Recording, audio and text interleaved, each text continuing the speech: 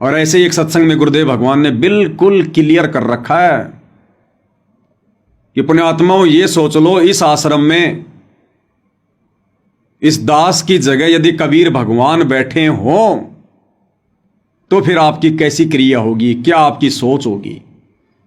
फिर भी क्या तुम हल्के में लोगे? फिर भी क्या तुम मानुष मानोगे?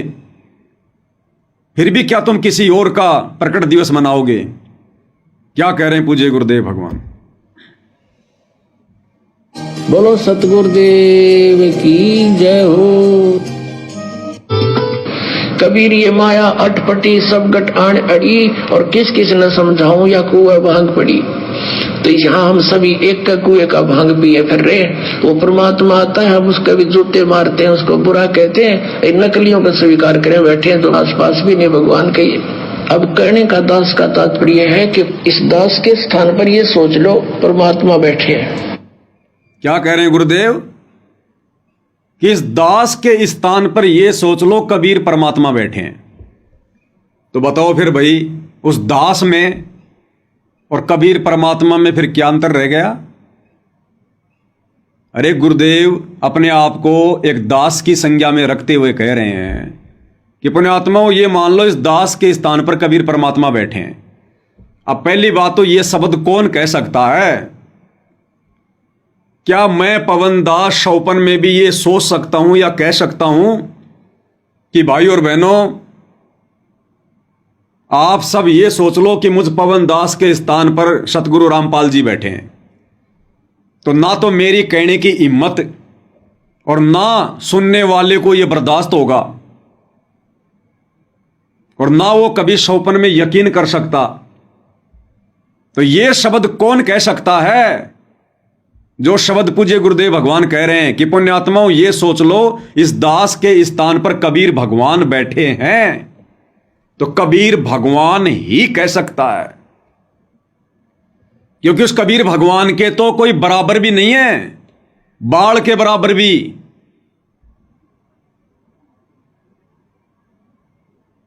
तो यह शब्द कबीर भगवान ही कह सकते हैं, जो अपने आप को परमेश्वर रामपाल जी के रूप में छुपाकर बैठे हुए हैं। क्या कह रहे हैं? करे बैठे हैं तो आसपास भी नहीं भगवान के। अब कहने का दास का तात्पर्य है कि इस दास के स्थान पर ये सोच लो परमात्मा बैठे हैं, और फिर हम कैसे व्यवहार करेंगे उस भगवान से? फिर हम कैसा व्यवहार करेंगे उस भगवान से? गुरुदेव हमें समझाना चाह रहे हैं कि भाई वैसे तो तुम मुझे भगवान मानोगे नहीं, तुम्हारी बुद्धि पे पत्थर पड़े, तुम्हारी अकल का ताला बंद पड़ा है, चाबी खो गई, जर लगी हुई है, वैसे तो तुम भगवान मानोगे नहीं अपने गुरु को। तो गुरु भगवान मनाने के लिए निर्देश दे रहे हैं कि पुण्यात्माओं, ये सोच लो कि इस दास के स्थान पर कबीर परमात्मा बैठे हैं। अब तुम कैसा व्यवहार करोगे जब तुम्हें यह पता चल जाए कि संत रामपाल जी की जगह पर कबीर जी बैठे हैं? फिर तुम कैसा व्यवहार करोगे अपने गुरु जी के साथ में? क्या फिर भी तुम अपने गुरु जी को मानुष मानोगे? क्या फिर भी तुम किसी से कहोगे कि हमारे गुरु जी का जन्म हुआ है? क्या फिर तुम अपने गुरु जी को भोग नहीं लगाओगे? क्या फिर तुम अपने गुरु जी की आरती नहीं उतारोगे? क्या फिर तुम अपने गुरु जी का प्रकट दिवस नहीं मनाओगे? क्या फिर तुम उस कबीर भगवान का घर घर में आसन नहीं लगाओगे? क्या फिर तुम राजनीति करोगे? क्या फिर तुम अनुपासना करोगे? परशुराम की जयंती में जाओगे? क्या फिर तुम गुंडों की सीबीआई जांच का समर्थन करोगे? क्या फिर तुम आरक्षणों में धक्के खाओगे? क्या फिर तुम स्टेडियम बनवाओगे? यदि यह विश्वास हो जाए कि हमारे गुरुजी कबीर जी हैं स्वयं, और हमारे गुरुजी ने सतनाम के नियमों में साफ साफ मना कर रखा कि हमने गेम भी नहीं खेलना, सहयोग भी नहीं करना, मोबाइल में भी गेम नहीं खेलना, क्या फिर तुम धनाना में स्टेडियम बनवाओगे? स्टेडियम बनाने वाले का समर्थन करोगे? ऐसे कुपात्रों को ज्योति पाठ और दान का पैसा दोगे? लेकिन संगत को यह विश्वास ही तो नहीं है कि हमारे गुरुजी कबीर हैं, तभी तो सारा काम बिगड़ रहा है, तभी तो सबकी बुद्धि पर काल बैठा है। तो चंद आत्माओं पर गुरुदेव भगवान ने रजा बख्शी, इस बात की पहचान करवाई कि सतगुरु रामपाल जी की जगह पर कबीर जी नहीं, सतगुरु रामपाल जी स्वयं कबीर भगवान बनकर बैठे हैं। इसलिए हम सत्सेवक भाई बहन किसी भी कुक्रम में आश्रम वालों का सहयोग नहीं देते। इसलिए हम सत्सेवक भाई बहन अपने गुरु को परमात्मा मानकर परमात्मा जैसा ही व्यवहार करते हैं। तभी हमने घर घर में आसन लगा दिए भगवान के लिए, क्योंकि हमारे गुरुदेव केवल गुरुदेव नहीं है, भगवान है, परमेश्वर है, कबीर देव हैं। और आरती भगवान की उतारी जाती है। फिर भोग अध्याय 3 श्लोक 13 के अनुसार, गीता जी के अनुसार भगवान को लगता है। फिर भक्ति भगवान के ज्ञान को आधार बना के की जाती है। फिर उस तत्व ब्रह्म की पहचान होने के बाद यह आत्मा केवल जन्म और मरण से छुटकारा चाहती है। फिर ये गुंडों की सीबीआई जांच में जाके बकवाद नहीं करती, आरक्षणों में बैठ के बकवाद नहीं करती, दुनिया की धर्मशाला नहीं बनवाती, भंडारों के नाम पर, लड्डू जलेबी बर्फी के नाम पर हरियाई गाय की तरह नहीं दौड़ती, राजनेताओं की रैलियों में धक्के नहीं खाएगी वो आत्मा जिसको पता चल जाएगा मेरा गुरु कबीर है।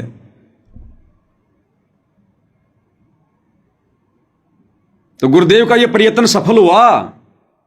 सबने तो नहीं माना, लेकिन जो अधिकारी आत्माएं थी उनसे गुरुदेव भगवान ने मनवा दिया और हृदय में यह बात बैठा दी परमात्मा ने कि हमारे गुरुजी के स्थान पर कबीर जी नहीं बैठे, हमारे गुरुजी स्वयं कबीर जी हैं। तभी तो हम इतना डर कर, इतनी सावधानी बरत कर भक्ति कर रहे हैं। क्या कह रहे हैं मालिक? अब कहने का दास का तात्पर्य है कि इस दास के स्थान पर ये सोच लो परमात्मा बैठे हैं, और फिर हम कैसे व्यवहार करेंगे उस भगवान से जिसके लिए हम तड़प रहे हैं। ऋषियों ने शरीर गाल दिए भगवान पाने के लिए, यदि वो मिल जाए तो हम उसका कैसे व्यवहार करेंगे। तो ये आपने रिहर्सल करनी पड़ेगी। इस दास को डला समझ लो, एक पत्थर समझ लो बोलता हुआ, लेकिन यहाँ नो सोच लो हम भगवान से मिलने जा रहे हैं। तो जैसा व्यवहार आप यहाँ करोगे ऐसा ही स्वप्न में आपका बनेगा। मृत्यु के बाद आपको ऐसा होगा जैसे स्वप्न। और वहां भगवान दास के रूप में पहले आपकी परीक्षा लेगा, बाद में ऊपर सेलेक्ट करेगा, ले जाएगा सतलोक।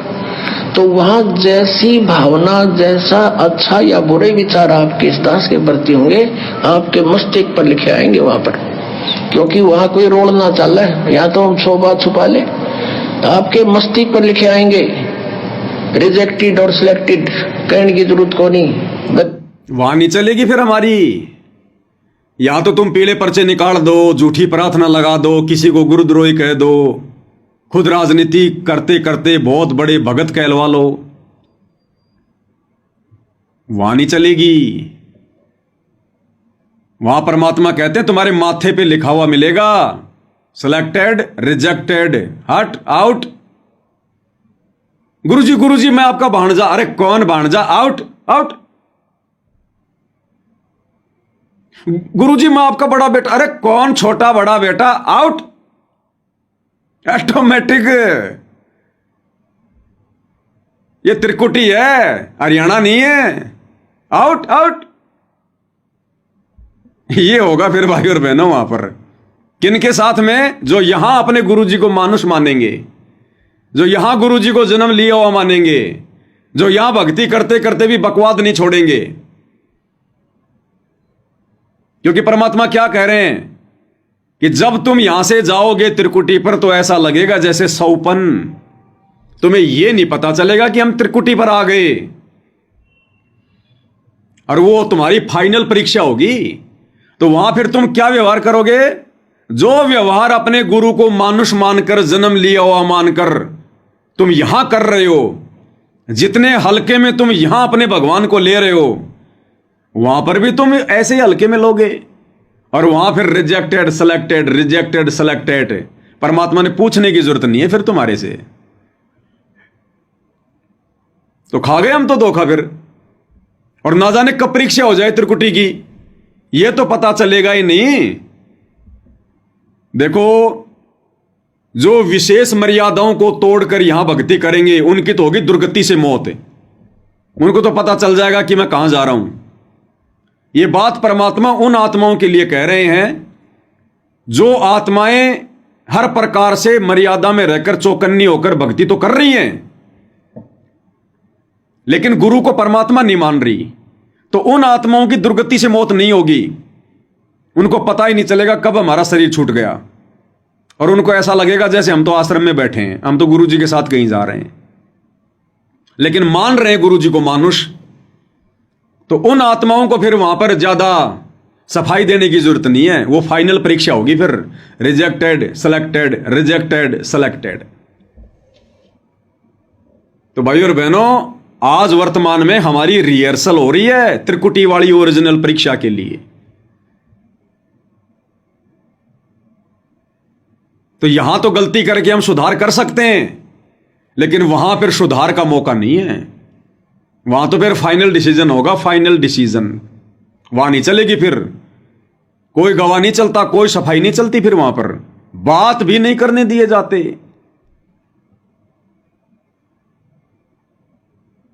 इसलिए भाई और बहनों, ये सत्संग किए जाते हैं। इसलिए भगवान ने 30 साल से आकर इतना ज्ञान दिया है, और जब तक रहेंगे तब तक ज्ञान ही देंगे।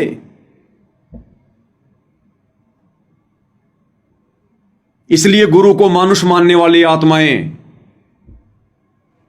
गुरु को जन्म लेकर आया हुआ मानने वाली आत्माएं यहीं पर काल के जाल में फंसी रह जाती हैं। एक बार फिर से सुन लो भगवान क्या कह रहे हैं। अब करने का दास का तात्पर्य है कि इस दास के स्थान पर ये सोच लो परमात्मा बैठे हैं, और फिर हम कैसे व्यवहार करेंगे उस भगवान से जिसके लिए हम तड़प रहे हैं। ऋषियों ने शरीर गाल दिए भगवान पाने के लिए, यदि वो मिल जाए तो हम उसका कैसे व्यवहार करेंगे। यदि वो मिल जाए तो हम उसके साथ कैसा व्यवहार करेंगे। इसलिए हम सत्सेवक भाई बहनों ने यह निर्णय लिया है कि यदि परमात्मा जमानत पर आते हैं तो हम इन सतलोक आश्रमों में नहीं जाएंगे, क्योंकि हमें पता चल गया कि धरती पर परमात्मा आए हुए हैं, और यदि आश्रमों में जाएंगे तो परमात्मा हमारे सामने होंगे, और समक्ष परमात्मा है, तो हम उनकी आरती उतारे बिना कैसे रह सकते हैं। उनको भोग लगाए बिना हम कैसे अंजल ग्रहण कर सकते हैं। और वो हमें काल के एजेंटों के द्वारा वहां पर करने नहीं दिया जाएगा। हमारी थाली तो वहीं मेन गेट पे निकाल दी जाएगी, हमारा घी तो वहीं ले लिया जाएगा, और हमें पता कि सामने भगवान है। फिर कैसे मूर्खों की तरह हम वहां पर बैठ के आरती करेंगे, सूखे सूखे आरती करेंगे। कैसे हम वो पाप का अन्न खाएंगे।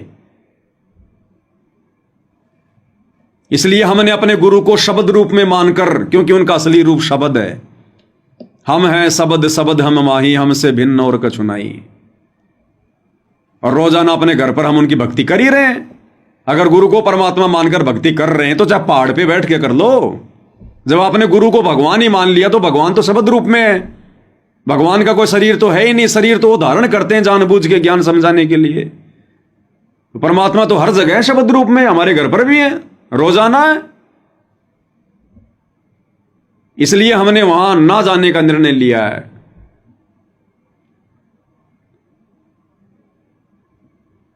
तो भाई और बहनों, इसलिए परमात्मा ने 7 संगतियां शुरू करवाई है, ताकि ये आत्माएं काल का धोखा खाने से बचें। भगवान कहिए अब करने का दास का तात्पर्य है कि इस दास के स्थान पर ये सोच लो परमात्मा बैठे हैं, और फिर हम कैसे व्यवहार करेंगे उस भगवान से जिसके लिए हम तड़प रहे हैं। ऋषियों ने शरीर गाल दिए भगवान पाने के लिए, यदि वो मिल जाए तो हम उसका कैसे व्यवहार करेंगे। तो ये आपने रिहर्सल करनी पड़ेगी। इस दास को डला समझ लो, एक पत्थर समझ लो बोलता हुआ, रिहर्सल करनी पड़ेगी। गुरुजी कह रहे हैं आपने ये सोचकर इस दास को भगवान मानकर, अपने गुरु को कबीर मानकर आपने रिहर्सल करनी पड़ेगी। तो बताओ भाई, हम सत्सेवक रिहर्सल ही तो कर रहे हैं भाई। अरे अब नहीं करेंगे तो क्या त्रिकुटी पे जाके करेंगे। तो घर घर में रिहर्सल ही तो चल रही है, रिहर्सल। और अभी ये घर घर में मनेंगे प्रकट दिवस आने वाले समय में सतगुरु के। घर घर में भक्ति होगी, घर घर में। इसलिए परमात्मा ने पहले से ही 7 संगत वालों के घरों में प्रकट होकर ये प्रोसीजर शुरू करवा दी। उनके रहते सहते व आगामी समय में और उनके शतलोक जाने के बाद इसी विधि से पूरे विश्व में घर घर में उनकी पूजा होगी। तो हम तो भाई साहब रिहर्सल कर रहे हैं जैसा गुरुजी कह रहे हैं। अब गुरुजी के इस प्रवचन के अनुसार हम क्या गलत कर रहे हैं भाई गुरुजी कह रहे हैं आपने इस दास को यह समझ लो कि कबीर जी बैठे हैं, फिर आपने जी कैसा व्यवहार करोगे, क्या रिहर्सल करोगे? तो हम तो जैसा गुरुजी कह रहे हैं सत्संगों में हम तो वैसा ही तो कर रहे हैं। हमने मान लिया कि हमारे गुरुजी की जगह कबीर जी बैठे हैं। अब कबीर जी बैठे हैं तो फिर हम कैसा व्यवहार करेंगे? फिर कबीर जी जैसा ही करेंगे। अगर कबीर जी बैठे हैं गुरुजी की जगह हैं तो फिर कबीर जैसा ही व्यवहार करेंगे। तो कबीर को तो भोग भी लगेगा, कबीर की तो आरती भी उतरेगी और कबीर के प्रत्येक वचन में रहकर भक्ति करेंगे। कबीर का राजनीति से कोई लेना देना नहीं है, कबीर का आरक्षणों से कोई लेना देना नहीं है, कबीर का जाटों की धर्मशाला से कोई लेना देना नहीं है, कबीर का परशुराम की जयंती से कोई लेना देना नहीं है, कबीर का स्टेडियम बनाने से कोई लेना देना नहीं। वो तो फोड़ने के लिए आते हैं। कबीर के आश्रमों में तो फिर कभी हॉस्पिटल खुलते नहीं। कबीर तो आध्यात्मिक तरीके से इलाज करता। फिर दुनिया हॉस्पिटलों से दुखी होकर कबीर के चरणों में आती है, कबीर भक्ति से उनका आशीर्वाद से इलाज करता है। तो कबीर के आश्रमों में तो फिर हॉस्पिटल खुलेंगे नहीं। इसलिए भाई और बहनों हम तो गुरुदेव भगवान के प्रत्येक आज्ञा का पालन कर रहे हैं। ये सत्संग रूपी आज्ञा। अब काल को भाई और बहनों ये बातें अच्छी नहीं लगती। काल को ये पसंद नहीं है कि कोई कबीर की आज्ञा में चले, कबीर के वचन में चले, कबीर की सही भक्ति करे, कबीर को भगवान माने। उसको पसीने आ जाते हैं फिर। तो देख लो भाई और बहनों कितने विपरीत विचार बना रखे हैं इस काल में। एक ही गुरु की संगत और दो पार्ट कर दिए, एक ज्ञानी और एक अज्ञानी। सात संगत वाले गुरु के वचन पे चल रहे हैं और गुरु के सत्संगों का रेफरेंस दे रहे हैं कि देखो गुरु जी क्या कह रहे हैं। कह रहे हैं बच्चों आपने इस दास को कबीर मानकर फिर रिहर्सल करनी पड़ेगी। और जब हम सत्सेवक वही कर रहे हैं तो दूसरा पक्ष सतलोक आश्रम काल प्रेरणा से हमें गुरुद्रोही कह रहा है। तो भाई और बहनों ये भी एक पहचान है, ये भी एक पहचान है। और क्या पहचान है? क्योंकि कई बार यूट्यूब पर भी अच्छे अच्छे वीडियो मिल जाते हैं दास को और उन वीडियो से फिर बहुत कुछ सीखने को भी मिलता है अपने को। तो ऐसा ही एक वीडियो है भाई और बहनों, ये कोई पास्टर है, कोई पास्टर है ये ईसाई धर्म में जो कोऑर्डिनेटर होते हैं ना, कोऑर्डिनेटर, उनको पास्टर कहते हैं। जैसे सतलोक आश्रमों में जितने भी कोऑर्डिनेटर हैं, ऐसे ही ईसाई धर्म में जो ठेकेदार बने हुए हैं संगत पर, उनको पास्टर कहते हैं। और जैसे अपन कहते हैं संगत, और ईसाई धर्म में कहते हैं कलीसिया।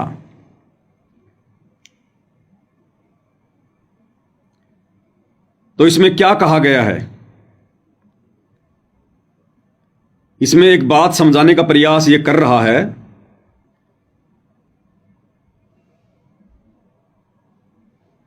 ईसा मसीह का जिक्र करके कि तुमने ये कैसे सोच लिया, यदि तुम ईसा मसीह के जैसा बनना चाहते हो तो तुमने ये कैसे सोच लिया कि तुम्हारा जीवन बड़े आनंद में गुजरेगा, बड़े सुखों में गुजरेगा। अगर तुम ईसा मसीह के नक्शे कदम पर चलोगे, उसके जैसा बनने का प्रयास करोगे, तो जो यातना ईसा मसीह ने झेली तुमने भी उन्हीं यातनाओं से गुजरना पड़ेगा। और यही पहचान होती है उसके फॉलोवर की, यही पहचान होती है। अगर गुरु की गाड़ी टेढ़े मेढ़े रास्ते से जा रही है, गुरु की गाड़ी यदि उबड़ खाबड़ रास्ते से जा रही है और चेला यदि उसके पीछे पीछे चल रहा है, तो चेले के लिए सेकंडों में जीटी रोड नहीं बन जाएगी। चेले ने भी यदि उसी रास्ते से चलना है तो झटके खाते हुए चलना पड़ेगा। तो ये 2 मिनट का इनका ये प्रवचन है। पास्टर है कोई, ये बाहर का फॉरेन का, किसी ने हिंदी में इनकी आवाज को डब किया हुआ है आप समझने का प्रयास करना भाई और बहनों, समझने का। यदि हम अपने गुरुदेव भगवान के नक्शे कदम पर चलेंगे, सच्चाई के रास्ते पर चलेंगे, तो भाई और बहनों, अगर उनको काल ने देशद्रोही घोषित करवाया है तो हमें कम से कम गुरुद्रोही तो घोषित करवाएगा। जो संघर्ष इस भक्ति मार्ग पर गुरुदेव के सामने आ रहे हैं, अगर हम उनके नक्शे कदम पर चलेंगे तो भाई और बहनों, यदि उतने नहीं तो उससे कम हमारे जीवन में भी संघर्ष नहीं होगा, हमने भी संघर्षों से गुजरना पड़ेगा। तो क्या कह रहे हैं, थोड़ा ध्यान से सुनना, आप जी समझ जाओगे। मुसीबत और हमले के समय हमें क्या करना चाहिए, इस वीडियो को देखिए। जब मैं परेशानियां, हमले और चुनौतियां नहीं देखता तो मैं परमेश्वर से सवाल करने लगता हूं। क्यों? आप में से कुछ लोग उनसे तब सवाल करते हैं जब आपकी शादी नहीं हुई, जब पैसा नहीं आया, जब आपकी भौतिक चीजें नहीं मिली। लेकिन मैं, जब चीजें नहीं आती, जब परेशानियां नहीं आती, जब हमले नहीं आते, जब आरोप नहीं लगते, जब उत्पीड़न नहीं होता, जब आपत्तियां नहीं आती, जब शहर मेरे खिलाफ खड़े नहीं हो पाते, तब मैं खुद से सवाल करता हूं और कहता हूं, प्रभु, क्या मुझसे कोई गलती हो गई है? कृपया मुझ पर दया करें, क्योंकि मैं इस स्तर में उत्पीड़न, हमलों और सताव के कारण ही बढ़ता हूं। हाँ। यीशु ने घोषणा की और कहा, एक सेवक अपने स्वामी से बड़ा या अधिक नहीं हो सकता। संदर्भ में यीशु बस यही कह रहे थे, मुझे सताया गया इसीलिए तुम्हें भी सताया जाएगा। मुझे व्यवस्था ने नफरत की इसलिए व्यवस्था तुमसे भी नफरत करेगी। तुम यीशु से बड़े नहीं हो सकते। जो उन्होंने सहा वही तुम भी सहोगे। आमीन। तो जब तुम यीशु के दुखों में सहभागी होते हो तो क्यों रोते हो? क्या तुम नहीं जानते कि ये सब बातें परमेश्वर के राज्य में अधिक महिमा, मुकुट, सामर्थ्य और पदवियों का कारण बनती है?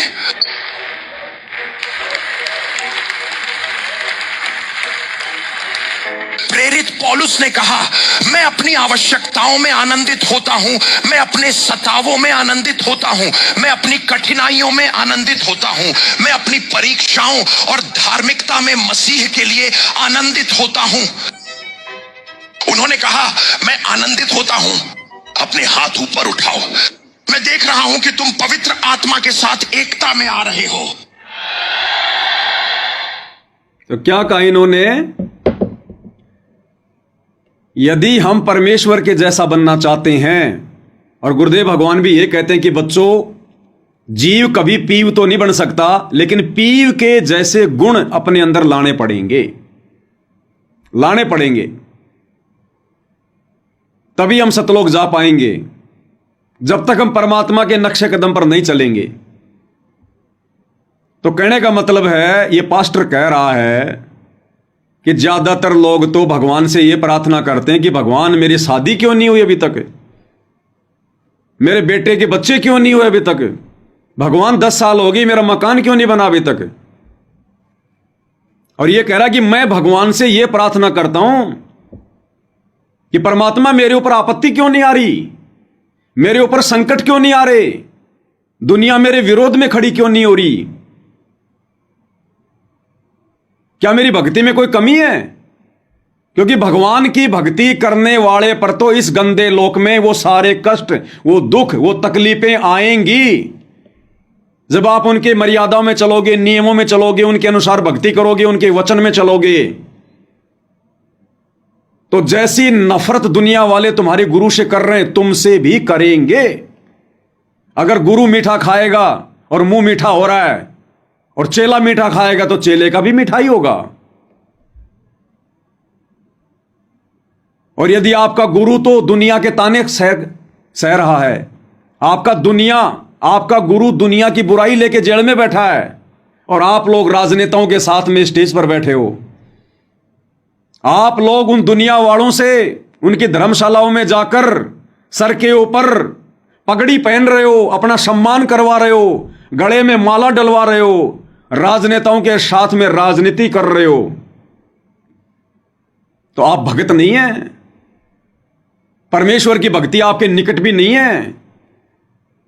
यदि आप अपने गुरु के अनुसार भक्ति कर रहे हो, अपने गुरु के नक्शे कदम पर चल रहे हो, तो गली का जो कुत्ता होता है वो भी तुम्हें इज्जत नहीं दे सकता। गली का कुत्ता भी तुम्हें इज्जत की दृष्टि से नहीं देखेगा। और तुम तो राजनेताओं के बराबर में बैठ रहे हो स्टेज पर। तुम्हारे बिरादरी के भाई तुम्हें साफा पहनाकर, तुम्हें पगड़ी पहनाकर, गले में माला डालकर जब तुम उनकी धर्मशाला बनवाते हो तो वो तुम्हारा सम्मान कर रहे हैं। तो ये पहचान बताई जा रही है यहां पर, आप गुरु भगत हैं या फिर दुनिया के भगत हैं। तो कह रहा कि दुनिया वाले तो ये सोचते हैं कि भगवान मेरी शादी नहीं हुई, मेरे बेटे की शादी नहीं हुई, मेरा घर नहीं बना। और ये कह रहा कि मैं चिंतित हो जाता हूं जब मेरे ऊपर आपत्ति नहीं आती है। जब दुनिया वाले मेरा विरोध नहीं करते तो मैं चिंतित हो जाता हूं। जब मेरे ऊपर कोई संकट नहीं आता तो मैं चिंतित हो जाता हूं कि भगवान मेरी भक्ति में क्या कमी है। आपकी भक्ति में तो सुख है ही नहीं। यदि आपकी भक्ति में सुख मिल गया तो भगवान फिर मैं तो यहीं डिसमिस हो जाऊंगा। तो गुरु तो बैठा जेल में, दुनिया की नजरों में गुरुद्रोही बनकर, और गुरु के बेटे, गुरु का परिवार राजनेताओं की गोद में बैठा है, समाज की गोद में बैठा है, राजनीति कर रहा है। तो इस पास्टर के अनुसार वो भक्ति नहीं कर रहा, वो बकवाद कर रहा है, बकवाद। तो गुरु के अनुसार वर्तमान में कौन चल रहे हैं भाई और बहनों? गुरु के नक्शे कदम पर कौन चल रहे हैं? सत्सेवक भाई बहन, गुरु को काल ने देशद्रोही घोषित करवा दिया, और जब गुरु के नक्शे कदम पर उनके बच्चे चले तो काल ने हमें गुरुद्रोही घोषित करवा दिया। गुरु को 2 बार की जेल, इस कुत्ते को भी 2 बार की जेल। गुरुजी का एक मुकदमा बरवाला थाने में, इस दास का भी बरवाला थाने में। गुरुजी का दूसरा मुकदमा बहादुरगढ़ में, इस दास का भी दूसरा मुकदमा बहादुरगढ़ में। गुरु पर बहादुरगढ़ का मुकदमा भी बसंत सैनी की नालायकी के जो है वो चलते लगा।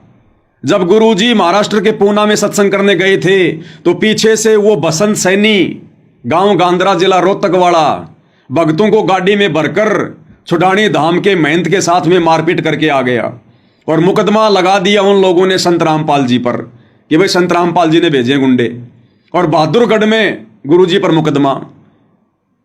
और उसी बसंत सैनी के चलते और इस दास के ऊपर भी बहादुरगढ़ में मुकदमा लगा हुआ है।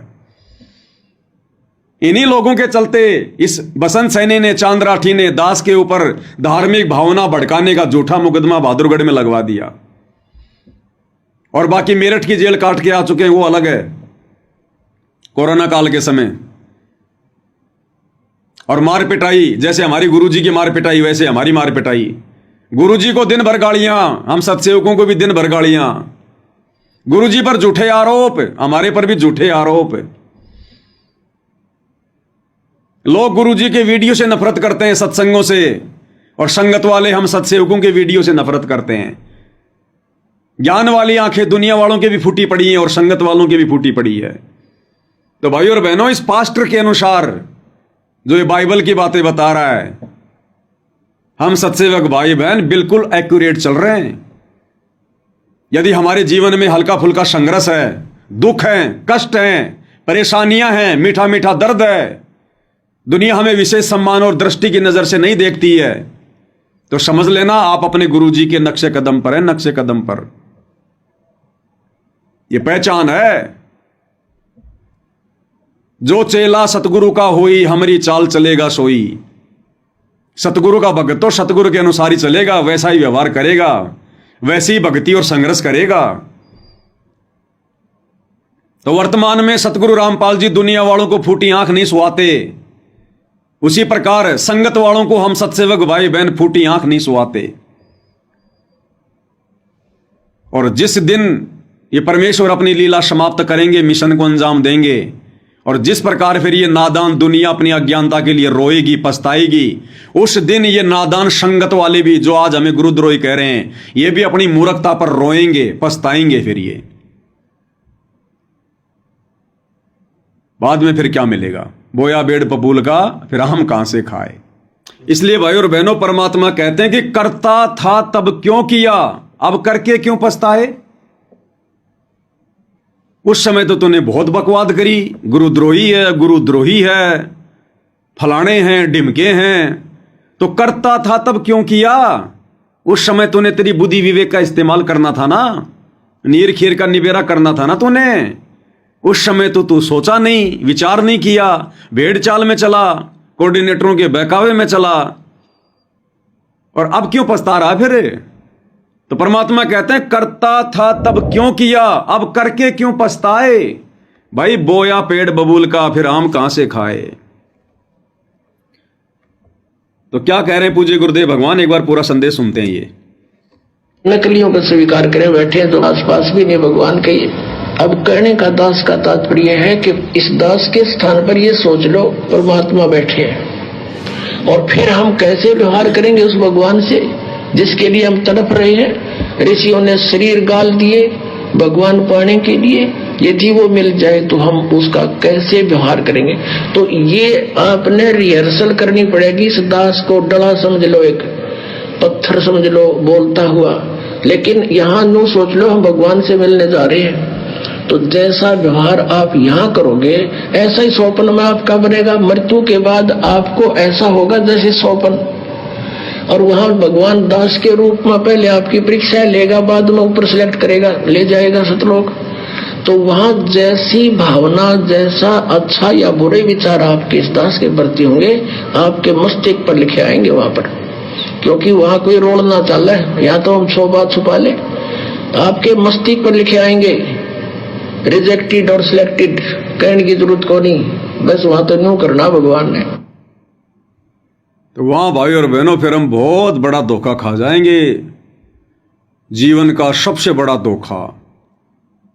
क्योंकि यहां भी भगवान के रूप में गुरुजी बैठे हैं, और त्रिकुटी पर भी गुरुजी के रूप में ही भगवान परीक्षा लेगा। तो जैसा व्यवहार यहां हम अपने गुरु के साथ करेंगे, वैसा ही व्यवहार वहां पर त्रिकुटी पर भगवान के साथ हो जाएगा। और वहां फिर रिजेक्टेड सेलेक्टेड, रिजेक्टेड सेलेक्टेड, दूसरा कोई ऑप्शन नहीं फिर वहां। तो भाई और बहनों, हम ये गलतियां करने से बचें। ये गलतियां हम भाई बहन युगों युगों से करते आ रहे हैं, और इन गलतियों को समझाने के लिए परमात्मा ने वर्तमान में इतना संघर्ष करना पड़ रहा है। जेल में बैठकर भी गुरुदेव भगवान आप और हमारी चिंता में सत्संग भेज रहे हैं। सत्संग